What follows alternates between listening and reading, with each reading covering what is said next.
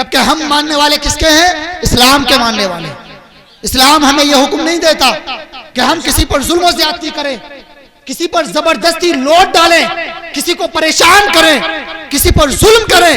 یاد رکھو جو لوگ کسی پر ظلم کرتے ہیں تو انہیں ایک نہ ایک دن تو دنیا سے جانا ہے کہ نہیں جانا ہے؟ بتائیے آپ نے ایک بادشاہ جس کا نام ہے فرعون، اس کا نام تو سنا ہوگا آپ نے، اور آج کل موبائل کے اندر اس کی ڈیڈ باڈی بھی چل رہی ہے، لوگ دیکھتے ہیں، اور اس کے بارے میں قرآن میں آیت کریمہ بھی نازل ہوئی جس کا مفہوم یہ ہے کہ ہم اس کی ڈیڈ باڈی کو، اس کی لاش کو جو ہے نصیحت کا سامان بنا دیں گے. میں آپ کو یہ بات بتانا چاہوں گا کہ میں نے اس فرعون کو اپنی ان دونوں آنکھوں سے دیکھا ہے، اس کی ڈیڈ باڈی کو میں نے اپنی آنکھوں سے دیکھا ہے. مصر کے اندر وہ آج بھی موجود ہے ایک عجائب خانے کے اندر، اور میں نے اپنی آنکھوں سے دیکھا ہے کہ آج بھی اس کی باڈی کے اندر گوشت موجود ہے. 2000 سال سے زیادہ ہو چکے اس کو مرے ہوئے، لیکن آج بھی اس کی باڈی میں گوشت موجود ہے. ہڈیاں نہیں ہیں، گوشت بھی موجود ہے، لیکن اس کا چہرہ، اس کی شکل بالکل کالی ہو چکی ہے. میں یہاں پر بتانا یہ چاہتا ہوں کہ فرعون جو اتنا بڑا بادشاہ تھا، جس کے بارے میں اللہ نے یہ فرمایا، قرآن میں اللہ نے یوں فرمایا کہ فرعون بنی اسرائیل پر بڑا ظلم اور زیادتی کیا کرتا تھا، ظلم کرتا تھا. جب اس نے بنی اسرائیل پر ظلم کیا، موسیٰ علیہ السلام اپنی قوم کو لے کر کے راتوں رات اللہ کے حکم سے نکل گئے، اور موسیٰ علیہ السلام جب دریا کے کنارے پہنچے تو اللہ نے حکم دیا کہ اپنے عصے، اپنی لاٹھی کو سمندر پر مارو. تو جیسے ہی سمندر پر مارا تو اللہ تعالیٰ نے اس سمندر پر راستے بنا دیے. جی بے شک سبحان اللہ کہہ دو. یہ معجزہ اللہ نے حضرت موسیٰ علیہ السلام کو عطا فرمایا. جب سمندر میں راستے بن گئے تو آپ کی قوم موسیٰ علیہ السلام کے ساتھ راستوں سے نکل گئی. اب فرعونیوں نے یہ دیکھا کہ یہاں پر راستہ ہے، لیکن حقیقتاً وہ راستہ کس کے لیے تھا؟ اللہ والوں کے لیے تھا، موسیٰ علیہ السلام اور آپ کی قوم کے لیے تھا. لیکن جیسے ہی فرعون نے یہ دیکھا کہ راستہ ہے تو وہ بھی آگے بڑھا، اور جیسے ہی وہ آگے بڑھا تو اللہ تعالیٰ نے ان راستوں کو ختم کر دیا. اور پھر راستے ختم جیسے ہی ہوئے تو اللہ فرماتا ہے کہ پھر اللہ تعالیٰ نے فرعون کو اور فرعون کے لشکر کو سمندر کے اندر غرق کر دیا، نیست و نابود کر دیا. اب میں آپ سے یہاں پر ایک بات کہنا چاہتا ہوں کہ فرعون جو اتنا بڑا بادشاہ تھا، جس کے بارے میں آتا ہے، مفسرین لکھتے ہیں کہ اس نے تقریباً 70,000 نوجوان لڑکوں کو قتل کیا تھا، اور تقریباً 12,000 بچے جو ابھی ماں کی پیٹ سے نہیں نکلے تھے ان کو بھی اس نے قتل کرایا تھا. اتنا بڑا ظالم. جب اللہ تعالیٰ نے اس کو نیست و نابود کیا تو سمندر کے اندر اس کو غرق کر دیا. تو ہم اور آپ کیا ہیں؟ جی بے شک. سمجھے آپ؟ اتنا بڑا مالدار، اتنی زیادہ دولت کا مالک، اللہ تعالیٰ نے اس کو غرق کر دیا، نیست و نابود کر دیا. وہ لوگ جو ظلم کرتے ہیں ان کو میں یہ پیغام دینا چاہتا ہوں، ظلم یہ مت سوچو کہ کسی کو مار کر ظلم ہوتا ہے یا صرف کسی کو گالی دے کر ظلم ہوتا ہے، بلکہ ظلم کا ایک حصہ یہ بھی ہے کہ آپ شادیوں کے نام پر لوگوں کو پریشان کرو، لڑکی والوں پر ظلم کرو، ان سے مانگ کرو کہ جب تک ہم تمہاری لڑکیوں کی شادی نہ کریں گے، جب تک کہ تم ہماری مانگ کو پورا نہ کرو گے، قسم خدا کی یاد رکھو کہ تمہیں موت ضرور آنی ہے، اور جب تمہیں موت آئے گی تو جب کل بروز قیامت اللہ کے حضور حاضر ہوگے تو اس وقت بتاؤ کہ اللہ کے یہاں تم کیا جواب دو. غور کرنے کا مقام ہے پیارے اسلامی بھائیوں، ورنہ ہر ایک کو ہے، ہمیں بھی موت آنی ہے، آپ کو بھی موت آنی ہے. یہ مت سوچو کہ ہمیں زندگی بھر رہنا ہے، ہمیں کبھی موت نہیں آنی ہے. موت ضرور آئے گی، اور جب موت آتی ہے تو ساری دولت دھری کی دھری رہ جاتی ہے، سب یہی رہ جائے گی، کچھ کام آنے والا نہیں ہے. جو کام آنے والا ہے وہ ہمارے نیک اعمال ہیں، اچھے کام وہ کام آئیں گے. اور جب اچھے کام نہ کریں گے، گناہ کرتے جائیں گے، ظلم کرتے جائیں گے، تو یاد رکھو قبر کے اندر بھی ہمیں چین اور سکون نہ ملے گا، اور پھر حشر کے اندر بھی ہمیں چین اور سکون نہ ملے گا. اور بلکہ روایتوں کے اندر یہ تک آیا ہے کہ جو لوگ ظلم کرتے ہیں، جو لوگ کسی کو ستاتے ہیں، کسی کو پریشان کرتے ہیں، کل بروز قیامت ان لوگوں کو ظالموں کی نیکیاں اٹھا کر کے دے دی جائیں گی۔ تو ظلم نہ کرو، چند دن کی زندگی کے لیے کسی پر ظلم نہ کرو۔ جی بے شک، پیارے اسلامی بھائیوں، شادی کو آسان کرو، نکاح کو آسان کرو، بات ہے حضرت، نکاح کو مہنگا نہ کرو۔ آج ہمارے گھروں میں نوجوان بیٹیاں، نوجوان بہنیں بیٹھی ہوئی ہیں، میں اس پر زیادہ تفصیل نہیں کرنا چاہتا، آپ مجھ سے بہتر جانتے ہیں۔ اس کی وجہ کیا ہے؟ سب سے بڑی کمی اس میں ہماری ہے کہ آج جب ہم نے ان راہوں پر، ان راستوں پر چلنا شروع کر دیا، اس کی وجہ سے آج ہماری نوجوان بیٹیاں، نوجوان بہنیں گھروں کے اندر بیٹھی ہوئی ہیں اور ان سے کوئی شادی کرنے کے لیے تیار نہیں ہے۔ تو آج جب اس محفل سے وہ نوجوان کہ جن کی شادی نہ ہوئی ہے وہ عہد کر کے جائیں کہ ہم جس سے شادی کریں گے اس سے کبھی جہیز کی ڈیمانڈ نہ کریں گے۔ عہد کرو انشاءاللہ نہ کریں گے، کہیے زور سے انشاءاللہ۔ انشاءاللہ، اگر دل سے اپنی عہد کیا تو انشاءاللہ ہمارا یہ جلسہ کامیاب ہو جائے۔ انشاءاللہ، اور میں بھی عہد کرتا ہوں، تم بھی عہد کرو بے شک، کہ انشاءاللہ ہم شادیوں کے اندر خرچے کم کریں گے، کہیے انشاءاللہ۔ انشاءاللہ، بلکہ اتنا برا حال ہو چکا ہے ہم لوگوں کا کہ مقابلہ کرتے ہیں کہ فلاں نے 10 لاکھ کی کری ہے تو میں کروں گا 20 لاکھ کی۔ ارے مقابلہ کرنا ہے تو دینداری میں کرو۔ فلاں اگر 5 ٹائم کی نماز پڑھتا ہے تو میں بھی 5 ٹائم کی پڑھوں گا اور اس کے ساتھ ساتھ تہجد کی بھی پڑھوں گا، یہ مقابلہ ہونا چاہیے، واہ واہ واہ، سمجھے آپ؟ فلاں اگر پہلی صف میں پڑھتا ہے تو میں بھی پہلی صف میں اور اس طرح پڑھوں گا کہ میری تکبیر اولیٰ فوت نہ ہو۔ ان چیزوں میں مقابلہ کرو پیارے اسلام بھائیوں، یہی وہ مقابلہ ہے جو کل بروز قیامت تمہیں کام آنے والا ہے۔ بے شک بے شک، سمجھے آپ؟ دنیا والوں کو دکھانے کے لیے اور ریاکاری کے لیے اگر جو کام کیے جاتے ہیں تو ان کا کوئی فائدہ نہیں ہے، وہ منہ پر مار دیے جائیں گے۔ اگر جو کام کرنا ہے تو اللہ کی رضا کے لیے کرو تاکہ اللہ راضی ہو جائے۔ اگر ہم سے اللہ راضی ہو گیا تو پھر ہمیں دنیا داری کی کوئی ضرورت نہیں ہے، ہمیں پھر کسی چیز کی فکر کرنے کی کوئی ضرورت نہیں ہے، بے شک، کیونکہ اللہ اگر ہم سے راضی ہے تو ہماری دنیا بھی اچھی ہے اور آخرت بھی اچھی ہے۔ بے شک بے شک۔ اب میں زیادہ تفصیل میں نہیں جانا چاہتا، اپنے اصل موضوع کی طرف آتا ہوں۔ اللہ نے فرمایا فَصَلِّ لِرَبِّكَ وَانْحَرْ، اے محبوب نماز پڑھو اور قربانی کرو۔ اور پھر فرمایا اِنَّ شَانِئَكَ هُوَ الْأَبْتَرُ، اے محبوب جو لوگ تمہیں ابتر کہتے ہیں، جو لوگ یہ کہتے ہیں کہ آپ مقطوع النسل ہیں، آپ کی نسل آگے نہ چلے گی، آپ کی نسل ختم ہو چکی ہے، سن لو اے محبوب، جو لوگ یہ کہتے ہیں تو سنو، تم مقطوع النسل نہیں ہو، تمہاری نسل تو ایسی ہے کہ جو قیامت تک چلنے والی ہے۔ لیکن جو لوگ یہ کہتے ہیں کہ تم مقطوع النسل ہو تو تم مقطوع النسل نہیں ہو، بلکہ جو لوگ یہ کہتے ہیں کہ تمہاری نسل ختم ہو جائے گی، ان لوگوں کی نسل کو ختم کر دیا جائے گا۔ اور آپ دیکھیں آج پوری روئے زمین کے اندر کہیں بھی آپ چلے جائیں، دنیا کے کسی کونے پہ چلے جائیں، کوئی آپ کو ایسا نہ ملے گا جو یہ کہے کہ میں ابو جہل کی اولاد سے ہوں، میں عتبہ کی اولاد سے ہوں، میں شیبہ کی اولاد سے ہوں۔ مگر آپ کو پوری دنیا کے اندر ایسے لوگ مل جائیں گے جو یہ کہیں گے کہ میں آمینہ کے لال کی اولاد سے ہوں۔ واہ واہ واہ واہ حضرت، واہ مٹ گئے مٹتے ہیں مٹ جائیں گے دشمن تیرے، واہ واہ، مٹ گئے مٹتے ہیں مٹ جائیں گے آدھا تیرے، نہ مٹا ہے نہ مٹے گا کبھی چرچا تیرا، واہ حضرت واہ۔ آئیے اور قرآن سے پوچھتے ہیں، قرآن عظمت مصطفیٰ بتا۔ آج قرآن سے بات ہوگی انشاءاللہ، قرآن سے پھر پوچھتے ہیں، قرآن عظمت مصطفیٰ بتا۔ قرآن ارشاد فرماتا ہے سورہ قلم، سورہ قلم کی ابتدائی آیات جو حضور علیہ السلام کی تعریف اور توصیف میں نازل ہوئی، اور اس کے بعد آیت نمبر 7 سے لے کر کے 7 کے بعد سے لے کر آیت نمبر 13 تک جو آیات نازل ہوئی، یہ آیات ایک کافر کے عیوب ظاہر کرنے کے لیے نازل ہوئی۔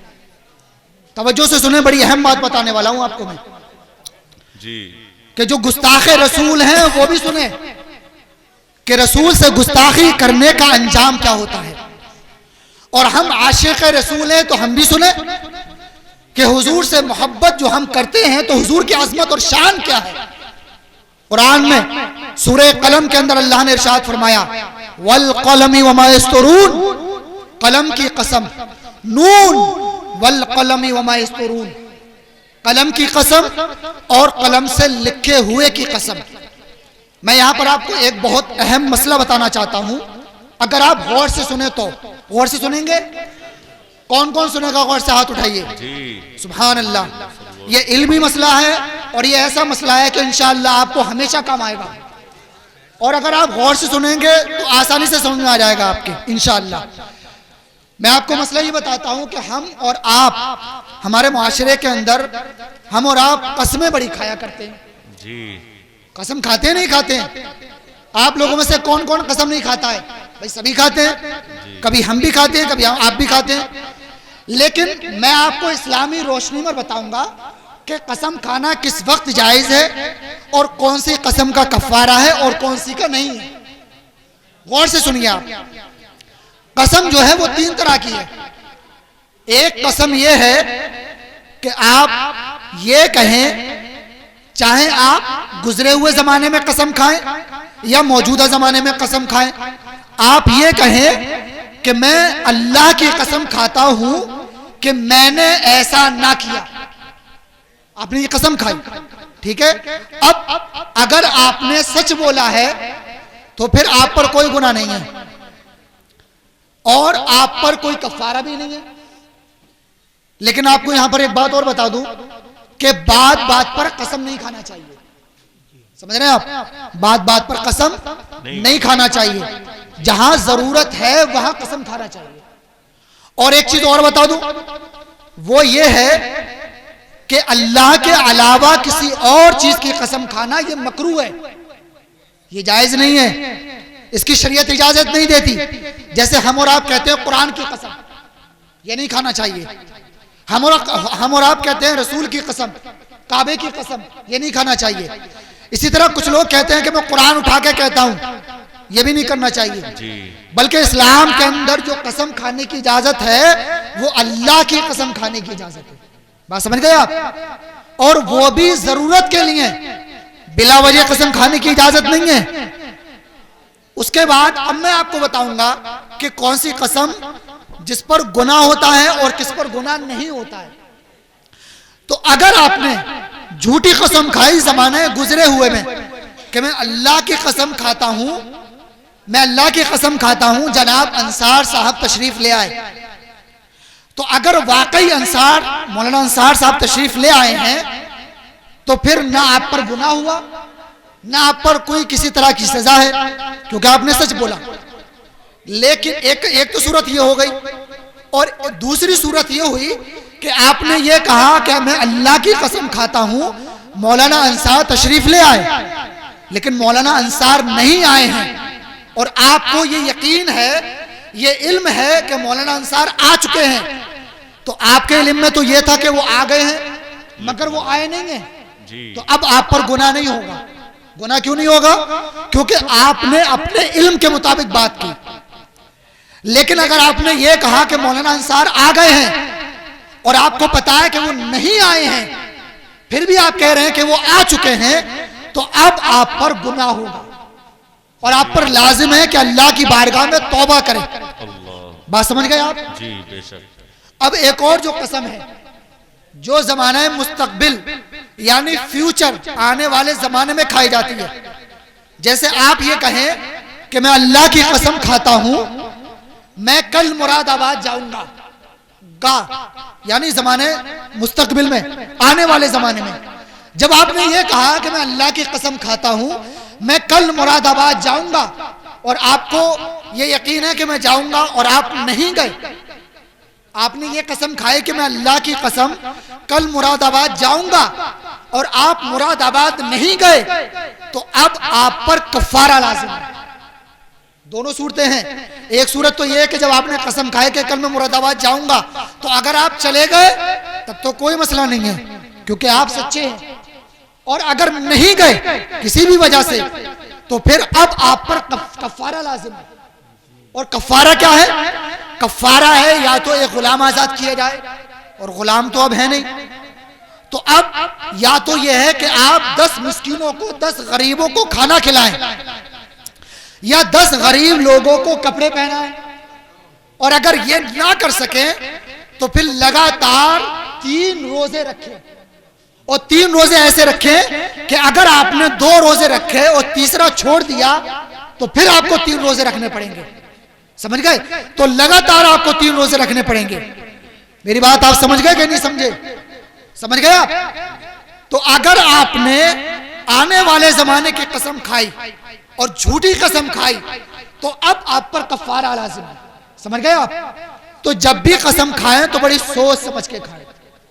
ہمارے معاشرے کے اندر جو یہ بہت زیادہ قسم کا معاملہ بڑھ چکا ہے، خاص طور سے یہ تجارت کرنے والے جو ہوتے ہیں، بزنس کرنے والے، یہ جھوٹی قسمیں بھی کھاتے ہیں.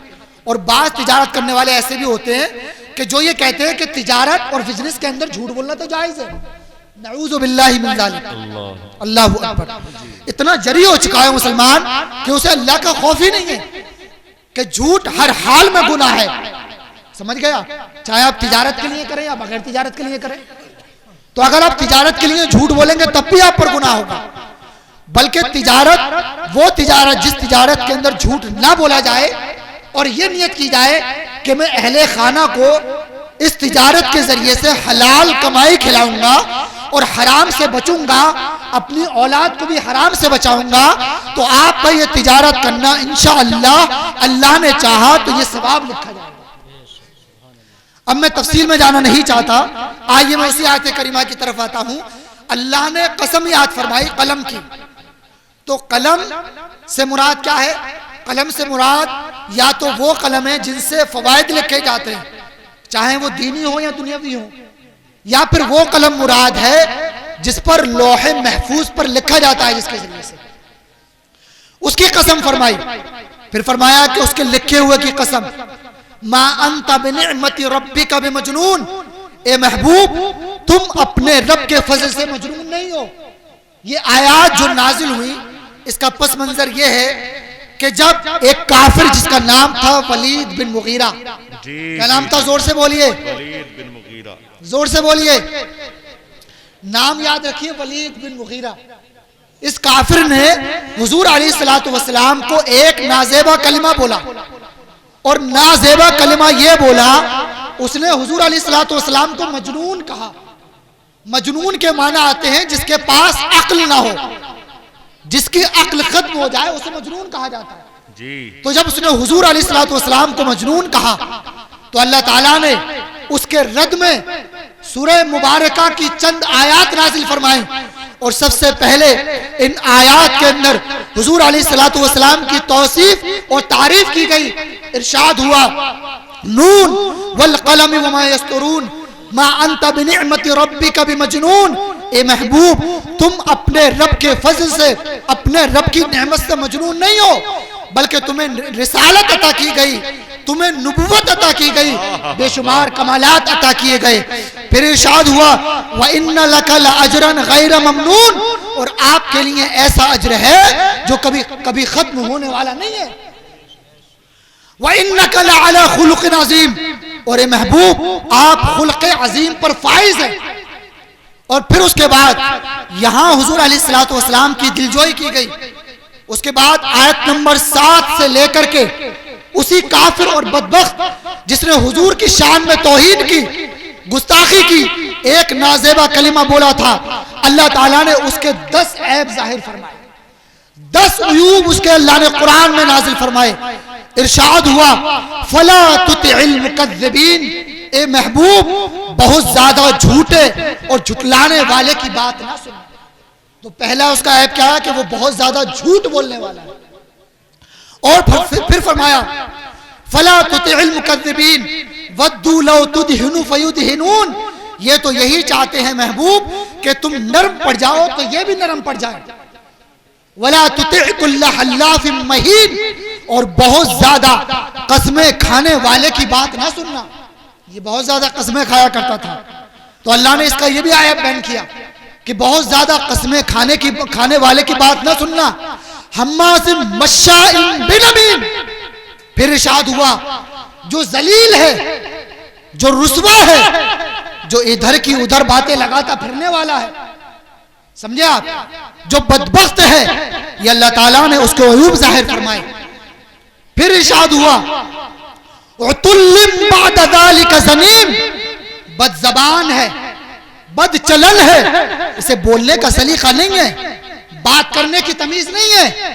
یہ سارے عیوب کس کے ہیں؟ ولید بن مغیرہ، جس نے حضور کی شان میں گستاخی کی، ایک نازیبہ کلمہ بولا، اللہ نے یہ 9 عیب اس کے ایسے بتائے جو اسے خود بھی معلوم تھا، لیکن ایک آخری عیب جو اسے بتایا، آپ یہاں توجہ فرمائیے، ایک آخری عیب جو اللہ نے اس کا بتایا وہ اسے بھی معلوم نہیں تھا۔ جب اللہ نے ارشاد فرمایا بعد ذالک زنیم، اس پر ترلا یہ کہ اس کی اصل میں خطا، جب اس نے یہ سنا تو وہ تلوار لے کر اپنی ماں کے پاس گیا اور کہنے لگا سن لے میری ماں، یہ تلوار تیرے سامنے ننگی ہے، محمد عربی نے میرے اندر 9 عیب ایسے بتائے ہیں جو میرے اندر موجود ہیں، مگر 10واں عیب جو بتایا ہے میری نسل کے اندر، میری اصل کے اندر جو خطا بتائی ہے اس کے بارے میں نہیں جانتا، یہ تو ہی بتائے گی، بتا میں کس کی اولاد ہوں؟ تو اس کی ماں نے جواب دیا ہاں محمد عربی نے سچ کہا ہے، تو اپنے باپ کی اولاد نہیں ہے بلکہ تیرا باپ نامرد تھا، مجھے ڈر تھا کہ تیری دولت کو کوئی اور نہ چھین لے، اس لیے میں نے ایک چرواہے سے منہ کالا کیا جس سے تو پیدا ہے، اس لیے تو پیدا ہوا۔ معلوم یہ ہوا کہ جو مصطفیٰ کی شان میں گستاخی کرتے ہیں، جو توہین کرتے ہیں، اللہ انہیں دنیا کے اندر بھی نیست و نابود کر دیتا ہے، دنیا میں بھی ذلیل کرتا ہے، اور آخرت میں ان کا ٹھکانہ جہنم۔ کی محمد سے وفا تو نے تو ہم کی محمد سے وفا، علامہ اقبال فرماتے ہیں کی محمد سے وفا تو نے تو ہم تیرے ہیں، یہ جہاں کیا چیز ہے، یہ جہاں چیز ہے کیا، لوح و قلم تیرے ہیں۔ اور پھر فرمایا محمد کی محبت دین حق کی شرط اول ہے، محمد کی محبت دین حق کی شرط اول ہے، اسی میں ہو اگر خامی تو سب کچھ نامکمل ہے۔ یہ میرے مصطفیٰ کی شان ہے، اور اعلیٰ حضرت فرماتے ہیں وہ کمال حسن حضور ہے کہ گمان نقص جہاں نہیں، وہ کمال حسن حضور ہے کہ گمان نقص جہاں نہیں، یہی پھول خار سے دور ہے، یہی شمع ہے کہ دھواں نہیں۔ اور مداح رسول شاعر بارگاہ رسالت علامہ حسان صحابی رسول بے شک حضرت حسان رضی اللہ تعالیٰ نے ارشاد فرماتے ہیں وَأَحْسَنَ مِنْكَ لَمْ تَرَ قَطُّ عَيْنٌ وَأَجْمَلَ مِنْكَ لَمْ تَلِدِ النِّسَاءُ۔ یہ اللہ کے رسول صلی اللہ تعالیٰ علیہ وسلم آپ کے جیسا میری آنکھوں نے کبھی دیکھا ہی نہیں۔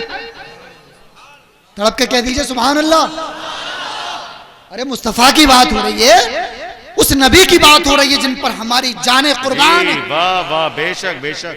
وَأَحْسَنَ مِنْكَ لَمْ تَرَ قَطُّ عَيْنٌ، اے محبوب آپ جیسا حسین کبھی میری آنکھوں نے دیکھا ہی نہیں۔ یہ کون فرما رہے ہیں؟ حضرت حسان جو حضور کے چہیتے صحابی ہیں۔ اور پھر فرمایا وَأَجْمَلَ مِنْكَ لَمْ تَلِدِ النِّسَاءُ، کسی ماں نے آپ کے جیسا خوبصورت جنا ہی نہیں۔ جی جی جی جی واہ واہ واہ، پھر فرمایا بہت خوب ماشاءاللہ۔ نعرہ تکبیر، نعرہ رسالت، نعرہ رسالت، علماء اہل سنت، علماء اہل سنت، حضرت علامہ مفتی محمد غلفام رضا صاحب قبلہ، حضرت علامہ مفتی محمد غلفام رضا صاحب قبلہ، نعرہ تکبیر، نعرہ رسالت، علماء اہل سنت، جشن غوث الورا کانفرنس۔ سبحان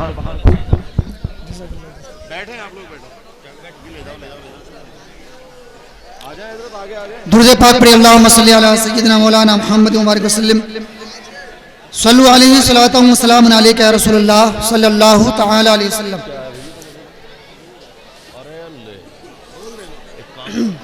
حضرات آپ کے اس جلسے کے آخری خطیب تشریف فرما ہے، بس چند منٹ کے لیے آپ کے سامنے ہوں، اس کے بعد رخصت ہو جاؤں گا، توجہ سے سماعت فرمائیں۔ ایک مرتبہ کلمہ شریف پڑھیے لا الہ الا اللہ محمد الرسول اللہ صلی اللہ تعالی علیہ وسلم۔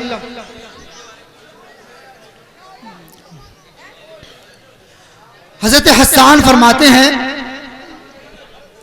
خلقت مبرئا من کل عیب، اے محبوب صلی اللہ تعالی علیہ وسلم آپ تمام عیوب سے پاک پیدا کیے گئے، کأنک قد خلقت کما تشاء، بلکہ آپ کی شان تو یہ ہے کہ جیسا آپ چاہتے تھے، جیسی آپ کی منشا اور مرضی تھی، اللہ نے آپ کو ویسا ہی پیدا فرما دیا۔ جی جی جی جی بے شک، وہ کمال حسن حضور ہے کہ گمان نقص جہاں نہیں، یہی پھول خار سے دور ہے، یہی شمع ہے کہ دھواں نہیں۔ اب میں آپ کو ایک آخری آیت کریمہ سنا کر کے اور اس کا مفہوم سنا کر رخصت ہو جاؤں گا۔ اللہ نے سورہ انفال کے اندر ارشاد فرمایا وَمَا رَمَيْتَ إِذْ رَمَيْتَ وَلَكِنَّ اللَّهَ رَمَى، اے محبوب جو کنکریاں، جو خاک تم نے پھینکی وہ تم نے نہ پھینکی بلکہ وہ تو اللہ نے پھینکی۔ اس آیت کریمہ کا پس منظر یہ ہے کہ جب آپ کو معلوم ہے کہ اسلام کی وہ جنگ جس کو جنگ بدر کے نام سے یاد کیا جاتا ہے، جنگ بدر میں 313 مسلمان، 313 جانثار صحابہ اللہ کے رسول صلی اللہ تعالی علیہ وسلم کے ساتھ تھے، اور ادھر کفار کا لشکر تھا۔ کفار و مشرکین اسلام کو مٹانا چاہتے تھے، اسلام کو دنیا سے ختم کرنا چاہتے تھے۔ اس وقت اللہ کے رسول صلی اللہ تعالی علیہ وسلم نے اللہ کی بارگاہ میں سجدہ کیا، اللہ کی بارگاہ میں سجدہ ریز ہوئے اور اللہ کی بارگاہ میں عرض کرنے لگے اے مولا تبارک و تعالی اے مولا تبارک و تعالی آج میں تیرے بندوں کو، تیری عبادت کرنے والوں کو لے کر کے آج میں حاضر آیا ہوں۔ اگر آج اسلام کے ماننے والوں کو ختم کر دیا گیا، اسلام سے محبت کرنے والوں کو دنیا سے ختم کر دیا گیا، تو روئے زمین پر تیرے نام لیوا پھر کوئی نہ ہوگا۔ اللہ کی بارگاہ میں آپ دعا کر رہے ہیں اور زاروں قطار رو رہے ہیں۔ کتابوں میں لکھا ہوا ہے کہ آپ کے رونے کی وجہ سے، آپ کے آنسوؤں سے وہ زمین، وہ کنکریاں بھی تر ہو چکی تھی۔ اللہ کے رسول صلی اللہ علیہ وسلم نے اللہ کی بارگاہ میں دعا کی اور دعا کرنے کے بعد ایک خاک اپنی مٹھی میں بھری، اور پھر اللہ کے رسول صلی اللہ تعالی علیہ وسلم نے انہیں کفار اور مشرکین جو آپ کے مقابلے میں کھڑے ہوئے تھے ان کی جانب اپنی مٹھی کو مارا، اور خاک کا مارنا تھا تفسیروں میں لکھا ہوا ہے۔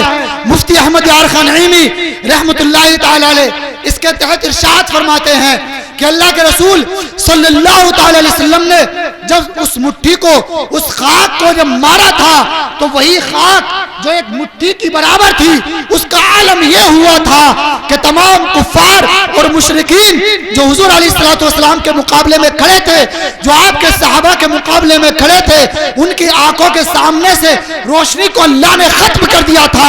اور تاریخ نے دیکھا کہ وہی چند لوگ 313 مسلمانوں نے ایسی فتح اور نصرت اور کامیابی حاصل کی تھی کہ تاریخ نے دیکھا کہ پھر اسی میدان کے اندر، اسی جنگ بدر کے میدان میں انہیں کفار اور مشرکین کو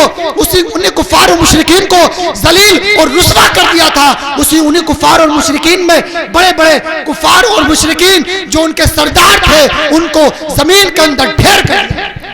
بے شک بے شک بے شک۔ اسی کا نقشہ کھینچتے ہوئے اللہ فرماتا ہے محبوب جو خاک تم نے ماری تھی وہ تم نے نہیں ماری۔ پہلے اللہ نے یہ کہا کہ ماری، پھر کہا کہ تم نے نہیں ماری، پھر فرمایا کیونکہ وہ اللہ نے ماری تھی۔ وجہ یہ بیان کی کہ محبوب مارنا تھا، ہاتھ تو تمہارا تھا مگر مدد ہماری تھی۔ مصطفیٰ نے ہاتھ اٹھایا، اللہ نے مدد فرمائی، اور پھر وہی خاک وہ مصطفیٰ کے ہاتھ کی خاک تھی یا کہ عوابیل کی کنکریاں تھی کہ جن کے ذریعے سے اللہ تعالیٰ نے ان کفار اور مشرکین کے سامنے سے، ان کی آنکھوں کے سامنے سے اندھیرا قائم کر دیا تھا اور انہیں دکھنا بند ہو گیا تھا۔ یہ میرے مصطفیٰ کی شان ہے۔ ایک مرتبہ کلمہ شریف پڑھیے لا الہ الا اللہ محمد الرسول اللہ۔ صلی اللہ تعالی علیہ وسلم. اس طرح کی اور بھی بے شمار آیات اور حدیثیں موجود ہیں کہ جو حضور علیہ الصلوۃ والسلام کی عظمت اور رفعت اور آپ کی شان کو بلند کرتی ہیں. جی ماشاءاللہ. اب آپ کو ایک آخری بات بتا کر میں رخصت ہو جاؤں گا کہ اللہ کے رسول صلی اللہ تعالی علیہ وسلم ایسی رحمت والے نبی اور ایسے صبر اور استقامت والے نبی کہ جن کے بارے میں حدیث پاک میں ہے، بخاری شریف کی ایک حدیث پاک ہے، صحیح بخاری میں یہ حدیث موجود ہے کہ اللہ کے رسول صلی اللہ تعالی علیہ وسلم ایک مرتبہ حرم کعبہ میں نماز ادا کر رہے تھے.